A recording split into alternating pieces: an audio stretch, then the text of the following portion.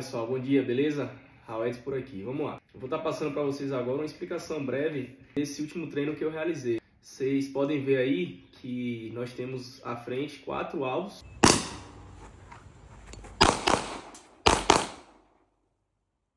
As cores ali por alvo, indicando uma distinção entre eles, né? Essas cores são diferentes entre si em cada alvo e cada combinação também é distinta, não se repete, resultando no aparecimento aí de 4 combinações diferentes, né? Nas quais cada cor aparece 2 vezes. Os alvos aí da extremidade, eles vão estar ali a 5 metros do posto de tiro, e os alvos mais ao centro, eles vão estar a 7 metros desse mesmo posto de tiro. Como é que vai funcionar a dinâmica? Eu criei ali um lançador improvisado. Você coloca alguma bombinha ali. Após o estouro, ela vai lançar essa bolinha para cima. E aí você vai verificar qual cor foi lançada e saca a arma e efetuar 2 disparos em cada alvo que tem a cor indicada na bolinha que foi lançada. Como consequência, vai ter 2 formas de você resolver esse problema, né? Essa ameaça. Você pode, ao ser lançado em determinada cor, começar do alvo mais à esquerda e depois buscar o alvo da direita, e vice-versa.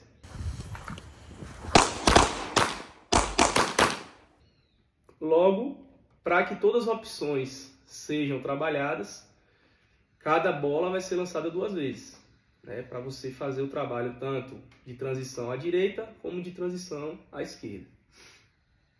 Como consequência, de acordo com essa disposição dos alvos, teremos ali transições um pouco mais curtas, né?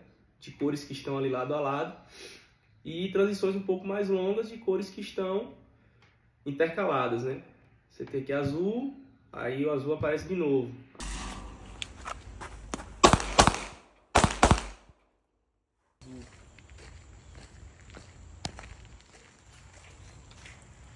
Tá bom, vamos. Aí você tem lá também o vermelho, pula um alvo e aparece novamente lá na frente. Então a transição ela é um pouco maior.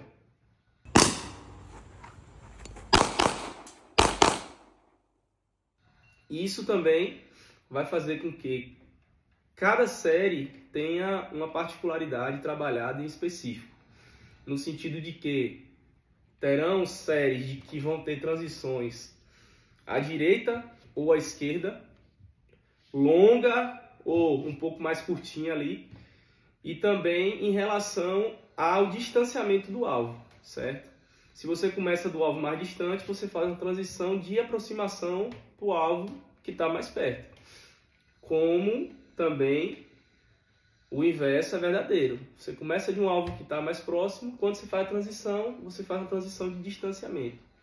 Isso cria uma particularidade a ser avaliada quando você for verificar o resultado que você obteve em cada série, podendo aí identificar algum tipo de falha, né? E depois dar ênfase a essa falha para buscar melhorar. Nem sempre toda transição dá o mesmo resultado. Às vezes o cara faz uma boa transição à direita, mas quando vai fazer à esquerda dá problema.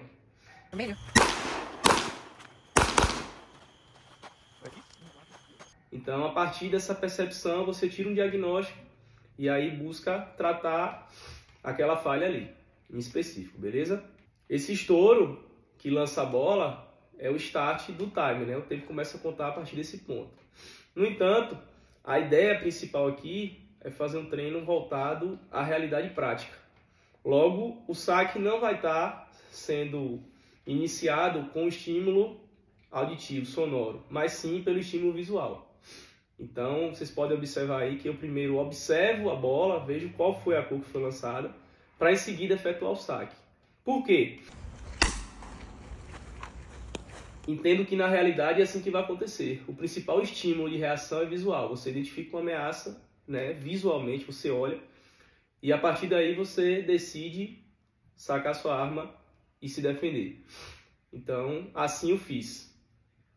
Vai dar um resultado assim do primeiro tiro ali, o tempo um tanto longo do que a maioria das pessoas está acostumada a ver, mas é justamente por causa desse delay, né, de estímulo visual e a cognição, né, de você entender qual é a cor e em seguida procurar lá na frente no alvo onde está essa ameaça, né? E ainda considerando que na segunda série daquela mesma cor, você vai ter que lembrar, né, qual foi a estratégia que você usou na primeira para não fazer repetido, né? Para não começar pela mesma ameaça da primeira vez.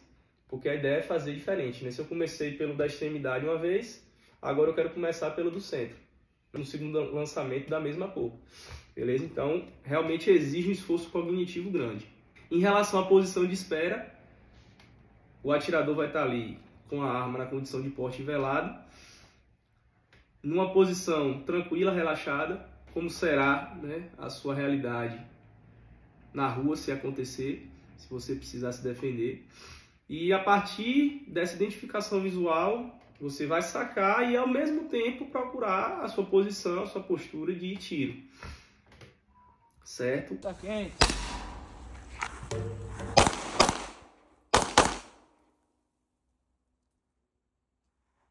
Então, nada de preparar, se posturar, se ficar ali, né, tentando ganhar performance, tempo, melhorar o resultado através de artifícios que não são empregados na prática, beleza? Então, posição relaxada, arma velada, estímulo visual, saca de forma dinâmica, dá uma movimentadazinha ali, procura se estabilizar e efetua os disparos, beleza? Qual o tempo que a gente tem para fazer esse exercício? Eu estipulei como o limite de 5 segundos entre, né, o estímulo auditivo, né, que vai iniciar o timer, a bombinha estourando, e o último disparo. Você fiz ali uma média de 2,5 segundos para efetuar o primeiro disparo.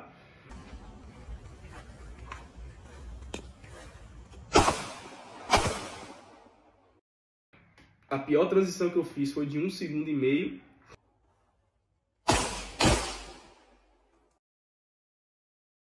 Né, que se vocês prestarem atenção, tem uma série ali que eu acabo tendo que procurar. Realmente eu tive dificuldade de encontrar a cor indicada, se não me engano foi com a bolinha verde.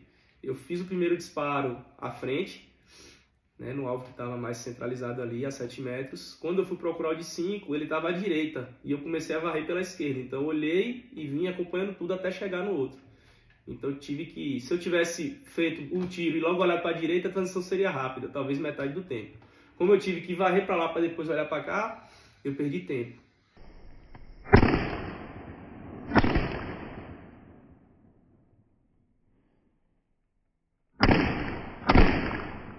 E aí, isso demonstra o seguinte: essa questão de desempenho, ela não pode sobrepor a necessidade prática. Beleza, tive um resultado pior, gastei mais tempo para fazer a transição, mas pelo menos eu fui realista, né? Eu fiz o que pode acontecer na realidade, né? Que é eu ter que escanear, eu tenho que procurar ameaça, pô. Não é...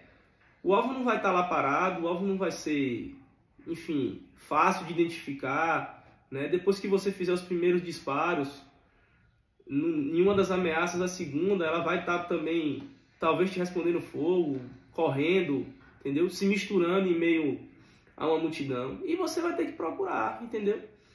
Então, é aquela coisa, né? O treino difícil, o combate fácil. Então, eu gastei ali, né, 2,5 para o saque, primeiro tiro. O máximo ali de 1,5 segundo para a transição mais difícil que eu fiz, né? E mesmo ainda se você gastar meio segundo entre um tiro e outro, né? Quando você está ali cadenciando, ritmando o tiro ali, numa mesma ameaça, ainda assim chega a esse total de 5 segundos, certo? E é importante destacar que meio segundo entre um tiro e outro é uma cadência de 2 tiros por segundo, né? O que é bastante, vamos dizer assim, principiante, né? Uma cadência dessa. Então não é nada que te faça se destacar, né? Que seja algo extraordinário. Muito pelo contrário, né? Uma cadência que você começa a dizer que tá bom, tá mais chegando no nível ali bacana, é metade disso, né? 4 tiros por segundo, né? Então, vocês vão ver aí que teve disparos que eu fiz nessa casa aí, né? De um intervalo entre tiros ali de 0,2 segundos, 0,25, né? Que tá ali entre 5 e 4 tiros por segundo, né?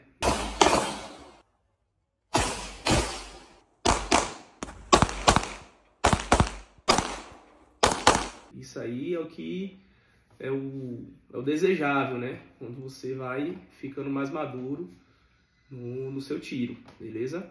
Mas a gente coloca um índice aí um pouco mais baixo para também não fugir da realidade geral, né? Da maioria das pessoas e não afastar as pessoas também do treinamento, né? A gente tem que buscar ser inclusivo, né? E não ficar querendo criar coisa que só você consegue executar, porque quem quer se defender não quer ser atleta performático, quer saber como lidar numa situação prática e voltar vivo para casa, beleza?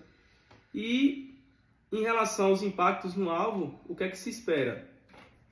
Eu considero que você tem que aproveitar o máximo dos tiros, né? Então, se você faz 4 tiros, eu vou considerar aí que eu aceito perder até um tiro, né?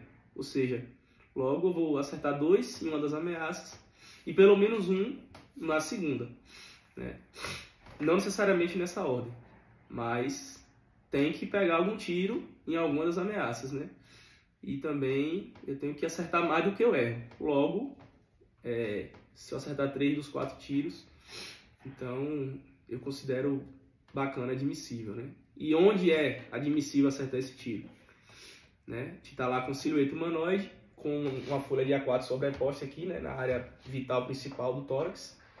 E a gente considera positivo, aproveitável esse tiro quando ele pega nessa folha de A4, né?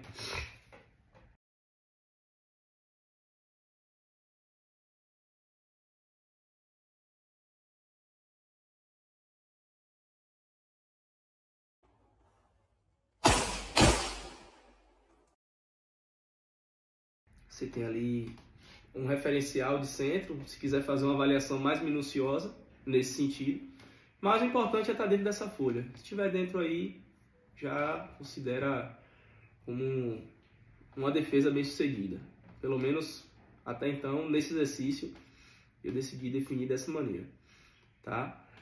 Então, por fim, né? Vocês podem ver aí todas as séries que eu realizei. Coloquei um fator dificultador de não usar as miras, né? Peguei uma fita isolante ali, cobri as miras. E segui o meu instinto, vamos dizer assim, né? Fui atirar conforme o adestramento do meu direcionamento, né? Então, com o tempo você cria essa capacidade, essa confiança. Então você começa a se tornar independente das miras, né? Pelo menos a curta distância, né? Que é o que eu defino justamente como uma distância na qual você não depende de artifícios, né? Inclusive as miras, para efetuar disparos úteis, né? Então, cada um tem sua curta, sua média e sua longa distância. E conforme eu fiz aí nesses exercícios, eu posso dizer que 5 metros, por exemplo, é uma distância curta para mim, porque eu não erro um tiro a 5 metros, entendeu? Mesmo sob tensão, com esforço cognitivo, sob pressão, com velocidade, certo? Sem as miras, eu consigo acertar esses tiros. Então, eu posso dizer que a curta distância, para mim, é 5 metros, né? E essa seria, em tese, uma distância que, em confronto, eu teria êxito, certo? E aí, a ideia é buscar sempre estar aumentando essa distância, porque quanto maior é a distância que é curta para você, menor é a chance de tu errar disparos numa situação real, beleza? Claro, desde que você treine respeitando os pilares do tiro, né? principalmente a naturalidade e a aplicabilidade. Porque ser efetivo e ser ágil apenas não significa necessariamente que você vai ter um bom resultado lá no confronto. Porque muitas vezes você usa de artifícios dentro do treinamento, dentro do stand, para ter um resultado positivo, mas que na hora lá não sai, beleza? Aí depois a gente fala um pouco melhor sobre esse NHS aí, né? Que nem toda NHS se aplica ao que não treina, mas muitas vezes se aplica ao que treina demais e que utiliza de premissas indevidas, beleza? Então, segue a gente aí, faz o treino, testa, se coloca à prova, vê se é fácil, vê se é difícil, vê se eu fui bem, se fui mal, comenta aí, compartilha e tamo junto. Vamos pra cima, grande abraço.